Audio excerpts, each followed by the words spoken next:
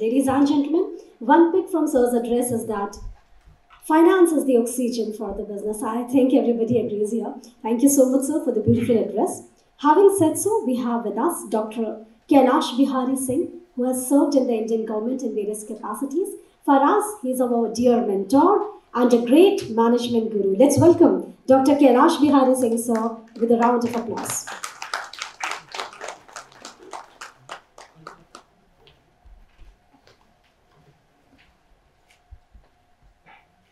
नमस्कार। राजमणि सर को बहुत बहुत प्रणाम, चरण वंदना। बड़े मनीषी राज्यसभा सांसद हैं जिनको बहुत आदर से राज्यसभा के सदस्य के रूप में पूरे देश में देखा जाता है। बड़ा सौभाग्य है हमारा कि आज मैं उनके साथ हूँ। हमारे सारे जो मंच पर उपस्थित वक्ता हैं सबको प्रणाम करता हूं और आप सब लोगों को एमिनेंट जितने भी गेस्ट हैं सबको नमस्कार करता हूं। पहला जो उन्होंने कहा great management Guru, I am sorry, I am not. मैं गुरु नहीं हूँ, टीचर हूँ। मैनेजमेंट तो पढ़ाता हूँ, लेकिन यहाँ मुझे नेता के रूप में उपस्थित कर दिया गया है, तो मैं नेता तो नहीं हूँ, मैं वैसा भाषण नहीं दे सकता। मैं बाहर था, कल जब मैं आया तो मैंने अपने सुपुत्र को कहा कि भाई ऐसे ऐसे इस सब्जेक्ट पे मुझे बोलना है। 10 मिनट में उन्होंने मुझे स्पीच थमा दी। एक आर्टिफिशियल इंटेलिजेंस का कोई सिस्टम है, चैट जीपीटी, बड़ा एकेडमिक भाषण है। अगर आप चाहेंगे तो मैं ये कॉपी आप लोगों को दे दूंगा। लेकिन मैं चूंकि टीचर हूँ, टीचर का काम, नेता और टीचर में होता क्या कि नेता किसी एक विषय के ऊपर में एक बार बोलता है और टीचर का काम होता है कि एक ही विषय को रोज रोज बोलना पड़ता है। तो फिनेंशियल इंक्लूजन और सस्टेनेबिलिटी या इसका स्थायी रूप से देश के अंदर में लोगों तक बनी रहे, ये एक ऐसा विषय है जो जब से होश संभाला है तब से चीजों को देख रहे हैं, समझ रहे हैं हम लोग। हालांकि मैं पूरी तरह से कन्विंस हूं कि इसका समाधान नहीं हुआ है, लेकिन कुछ ऐसी चीजें सामने में संकेत आते हैं कि जिसपे हम ये कह सकें कि हमारे जो आज के राजनेता हैं सजग हैं, समर्थ हैं और सही दिशा में बढ़ने की कोशिश कर रहे हैं। मैं ये नहीं कहूँगा कि बढ़ रहे हैं, कोशिश कर रहे हैं, क्योंकि बहुत बड़ा देश है। हम दुनिया की 15% आबादी हैं। एक तालियां तो बननी चाहिए।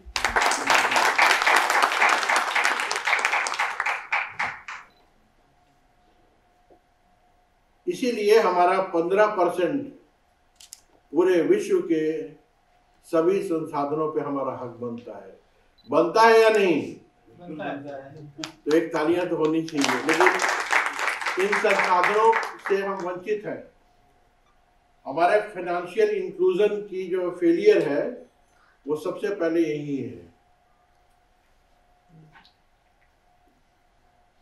हमारी अर्थव्यवस्था हमारे संसाधन के अनुरूप नहीं है। हम अब जाकर 5वीं अर्थव्यवस्था बने हैं, पहली नहीं बने हैं, जबकि दुनिया में हम आबादी में पहले नंबर पे हैं।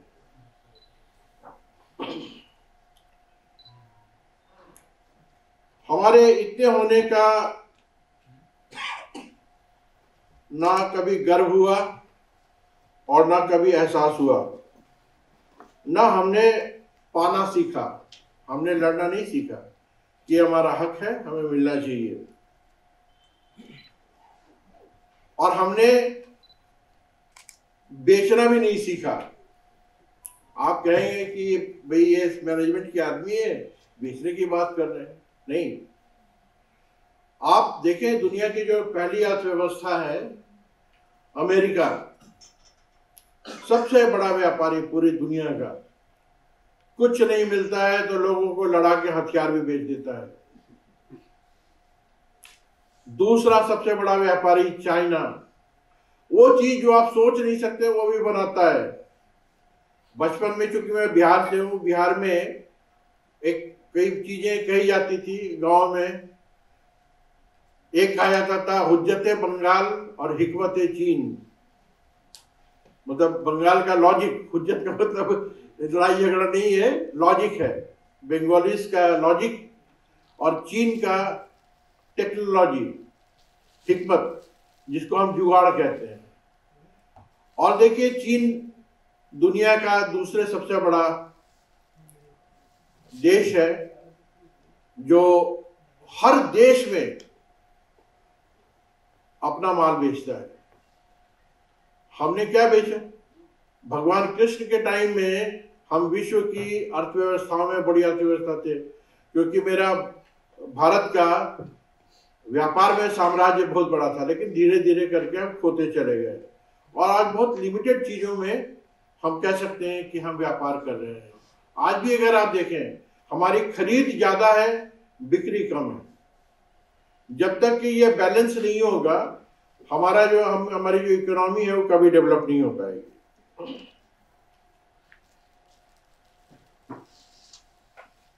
हमने पूंजीपति पैदा किए, पूंजीपति पैदा किए, तो एक फीलिंग होती है पति होने पे पजेसिवनेस की, यस आई पजेस दिस, ये मेरी चीज है।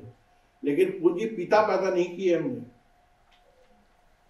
ऐसे लोग नहीं आए पैसे वाले जो बाकी लोगों को अपना पुत्र समझे या उन तक सुविधाओं को पहुंचाने का, अर्थ पहुंचाने का, या उनके जीने के लिए जो जरूरी चीजें हैं उनको पहुंचाने के लिए कष्ट कर सके। कुछ हुए ऐसे इंडस्ट्रीज, नाम लिया जाता है, टाटा थे, बिरला थे, तो मैं ये नहीं कह सकता कि उन्होंने नहीं किया है, लेकिन इसको आप ये नहीं कह सकते कि फिनेंशियल इंक्लूजन का एक ड्राइव चलाया गया, ऐसा नहीं हुआ। इसको पीस मील में कहीं कहीं कुछ कुछ जगहों पे होता गया।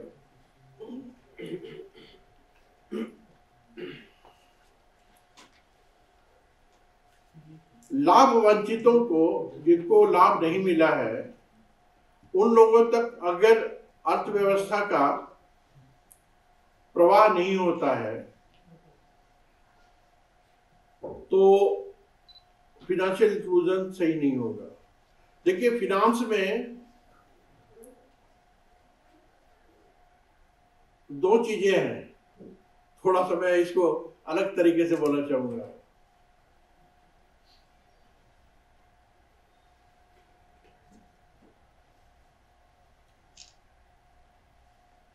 एक, उनके लिए फिनांस जिनके पास आता है तो उनके लिए फिनांस नाइस है, और एक वर्ग है जो बहुत बड़ा टैक्स पेयर है, उसका फिनांस जाता है तो उसके लिए फाइनेंस नाइस नहीं होता है। पानी में और पैसे में एक समानता है, वो ये कि अगर ठहराव आ गया तो गंदगी भर जाएगी। पानी एक जगह इकट्ठा हो गया तो उसमें कीड़े होंगे, मक्खी होगी, मच्छर होगा, सब होगा, और पानी पीने लायक नहीं होगा। अगर वह धारा बह रही है तो आप उससे पानी पी सकते हैं। उसी तरह से फिनांस है, अगर एक जगह इकट्ठा हो गया तो आप उसको चाहे ब्लैक मनी कीजिए, व्हाइट मनी कीजिए, जो भी मनी कीजिए, उसका प्रवाह नहीं हो रहा है और लोगों तक नहीं पहुंच रहा है। और जब तक लोगों तक वो उसका डिस्ट्रीब्यूशन नहीं होगा, सबको लाभ नहीं मिलेगा। आपके पास में 1 करोड़ रुपए हैं, उसका फायदा इन लोगों को नहीं पहुंच रहा है, लेकिन 1 करोड़ रुपए में अगर जितने यहाँ पे उपस्थित लोगों सबको बांट देंगे तो उसका, उस पूंजी का सही डिस्ट्रीब्यूशन होगा। तो पूंजी का डिस्ट्रीब्यूशन कई तरीके से होता है, कई चीजें होती हैं जिसकी वजह से वो आता है। सरकारी योजनाएं हैं, बैंकिंग है। अब आप बैंक की बात कीजिए, हमारे मित्र ने बहुत अच्छी बात बोली कि बैंक से लोन लेने जाए, वो इतने प्रतिबंध लगाएंगे आपके ऊपर में कि आप कहेंगे मैं कहां फंस गया, मैं बिजनेस के लिए सोच क्यों रहा हूं।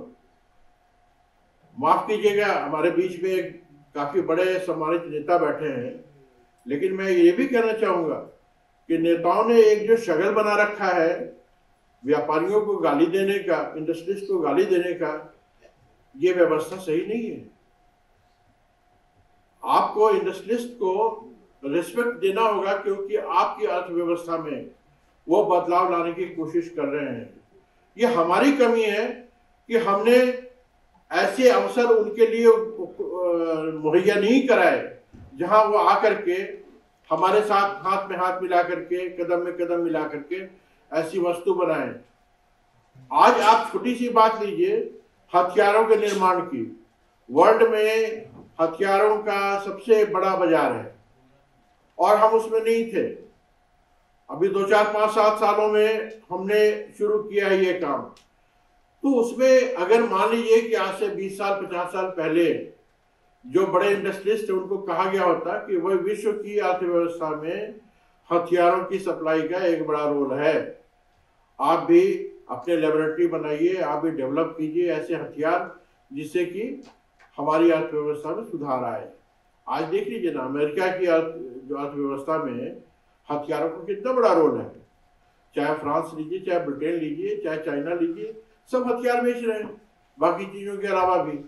तो हमने कभी इन सब मार्केट को बेचने की जो कला है हमारी, वो हमारी सामने नहीं आई। उसी तरह से कृषि का भी है। अब एक छोटी सी बात लीजिए आप, मैं भी बिहार के कुछ जगहों पे सर्वे कर रहा था कि कृषि में किस तरह से सुधार लाया जा सकता है। तो मुझे एक बात समझ में आई कि जहां पैदावार होती है, जिन गांवों में, जिन क्षेत्रों में, वहां सड़क नहीं है। कहीं अगर सड़क भी है तो भंडारण की सुविधा नहीं है। आपको मालूम होगा, आप लोग रोज पढ़ते हैं, करोड़ों टन अनाज भंडारण की प्रॉब्लम की वजह से हर साल सड़ जाते हैं। ऐसा नहीं है कि डिस्ट्रीब्यूशन की व्यवस्था नहीं हो सकती है, बहुत अच्छी व्यवस्था है। आपने कभी सुना है कि हिंदुस्तान लीवर का साबुन लक्स या लाइफ बॉय सड़ गया हो कहीं किसी के गोडाउन में? नहीं सड़ता, क्योंकि व्यापारी है, उसने ऐसी व्यवस्था वितरण की कर रखी है, विपणन की कर रखी है कि हर जगह उसके सीएनएफ होते हैं, डिस्ट्रीब्यूटर्स होते हैं, उनको माल दे दिया जाता है, उसकी सुरक्षा करते हैं, शटर के और शेड के अंदर रखते हैं, तापमान को कंट्रोल करके रखते हैं और आप तक वो चीज सही पहुंचती है। तो अनाज में क्यों नहीं हो सकता है? अनाज, किसान ने अनाज उपजाया है, क्या उसके गांव, उसके खेतों के आसपास में हम ऐसे भंडारण की व्यवस्था नहीं कर सकते? कर सकते हैं। फल होता है, सब्जियां होती हैं, उनके वहां पे भंडारण की व्यवस्था नहीं है, उनको प्रिजर्व करके रखने की व्यवस्था नहीं है। अगर फल हो रहा है, अगर कहीं आम ही हो रहा है, तो आम के पल्प निकालने के लिए वहां पे उद्योग नहीं लगाए गए हैं, पैकेजिंग के उद्योग नहीं लगाए गए हैं, सड़कें नहीं बनाई गई हैं, उनके डिस्ट्रीब्यूशन के लिए उस तरह की गाड़ियां वहां इकट्ठा नहीं की गई हैं। सब है पीस मील में। ऐसा नहीं कि कहीं नहीं है, कहीं का ईंट है, कहीं का रोड़ा है, कहीं का बालू है, सब एक जगह इकट्ठा हो, एक सर्किल में हो, एक जोन बना करके हो, यह ये कृषि जोन है या इंडस्ट्रियल जोन है, इसमें सारी चीजें मिलेंगी।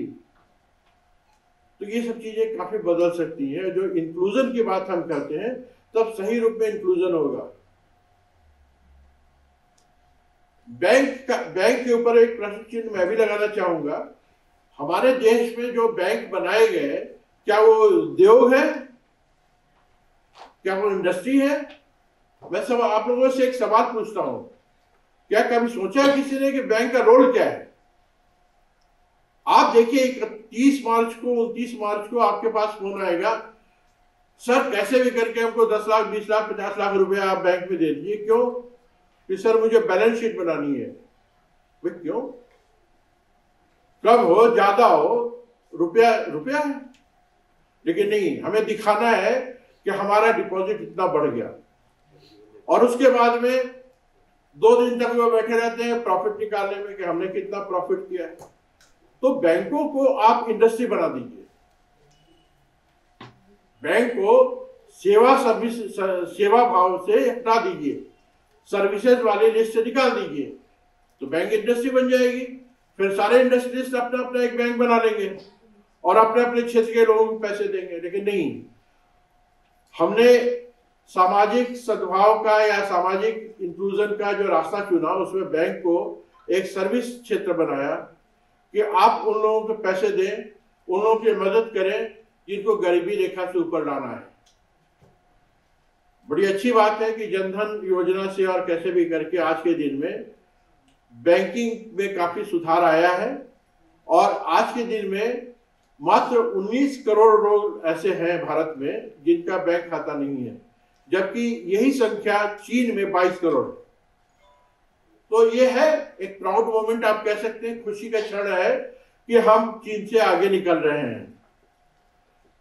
और भी जो फिनेंशियल जो भी सर्विसेज दी गई हैं, जो भी इंक्लूजन के लिए काम किए गए हैं, आप एक चीज और हुआ है, जो इंश्योरेंस सेक्टर है, इसमें भी काफी सुधार हुआ है।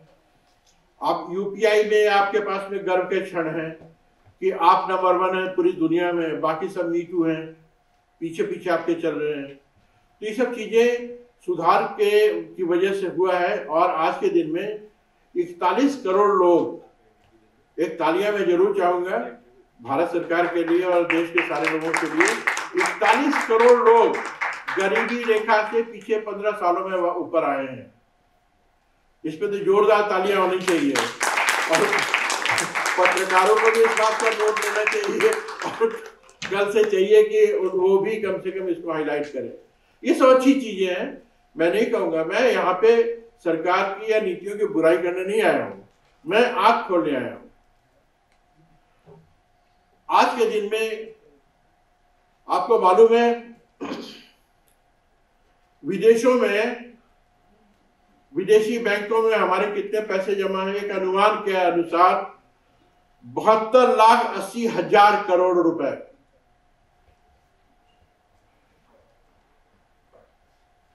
आप लोग सब साइलेंट हो गए, 0 जोड़ रहे हैं क्या? 72,80,000 करोड़ रुपए। मेरा एक सवाल है,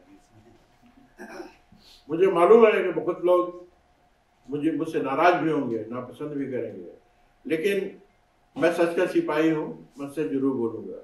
इसमें कुछ पैसे तो होंगे इंडस्ट्रिस्ट के, बिजनेसमैन के, लेकिन क्या कभी ने किसी ने ये जानने की कोशिश की है कि हमारे नेताओं के कितने पैसे यहाँ पे हैं और वो वहां क्या कर रहे हैं? उनके पास पैसे आए कहां से और उस पैसे का वो क्या करेंगे?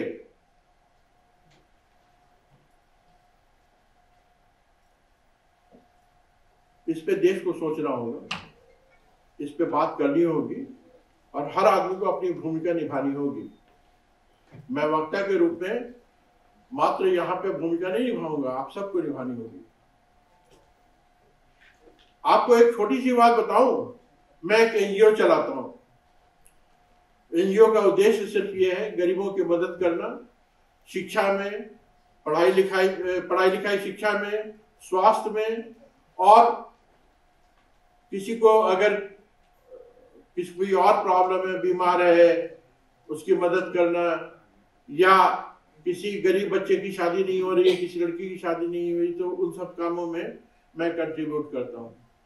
अभी लोगों से मैंने डोनेशन की बात करी 31 मार्च के पहले, तो बोले भाई आपको अगर मैं डोनेशन देता हूं तो 50% मेरे को इनकम टैक्स से रिबेट मिलेगा, लेकिन मैं अगर किसी पॉलिटिकल पार्टी को देता हूं तो मेरा रिबेट 100% है। मैं पूछना चाहता हूं कि पॉलिटिकल पार्टी इस पैसे का क्या करेगी? आपसे जितना पैसा ले रही है क्या करेगी? उनको तो इलेक्शन ही लड़ना है ना। जब इलेक्शन आयुक्त ने बना रखा है कि इतने रुपए आपको खर्च करने हैं, तो फिर अथाह पैसे क्यों? और हम जब मदद करने जा रहे हैं लोगों की, तो हमारे ऊपर पाबंदियां लगा दी हैं आपने क्या आप पैसे नहीं दे सकते कि आपको तो इतना ही बेनिफिट मिलेगा? तो भाई अगर एक आदमी 100 रुपए का आपको 100 रुपए दे रहा है, या एक आदमी 100 रुपए का 50 रुपए दे रहा है, आप किसके पास जाएंगे? मेरा ये नहीं है कि मुझे कोई डोनेशन दे दीजिए आप, मेरा ये कहना है ये व्यवस्थाओं की खामियां हैं जिनके ऊपर में सोचना होगा। आज नहीं सोचना होगा, कल सोचना होगा। क्योंकि अगर जो आपकी आबादी जिस अनुपात में बढ़ रही है, दुनिया के नंबर 1 है, आप मान के चले कि 8 करोड़ में आप एक करोड़ 140 करोड़ है, 1.5 करोड़ होने में देर नहीं लगेगी। और आप लोगों ने अगर बिहार वगैरह से जुड़े हुए कुछ लोग हैं तो 8वीं 10वीं की किताब में एक कहानी थी, दरिद्र नारायण, राजा राधिका रमन प्रसाद सिंह ने लिखी थी। वो दरिद्र नारायण की पुनरावृत्ति होगी। और मैं चूंकि जेपी मूवमेंट में भी रहा हूं, मैं गांधी मैदान की उस रैली को भी देखा हुआ हूं जिसमें 5 लाख से ज्यादा लोग आए थे। विस्फोट होगा, विस्फोट की आग सब तक पहुंचेगी। आज भी छोटे छोटे हो रहे हैं लेकिन आप समझ नहीं पा रहे हैं उसको। हम तो सोचते हैं कि चलो भैया एक आंदोलन है, लाठी मार दो जी, आंसू गैस छोड़ दो, पानी के ये छोड़ दो। वो नहीं है, धीरे धीरे आग सुलग रही है। इसको आग को आपको बुझाना होगा, हरियाली लानी होगी।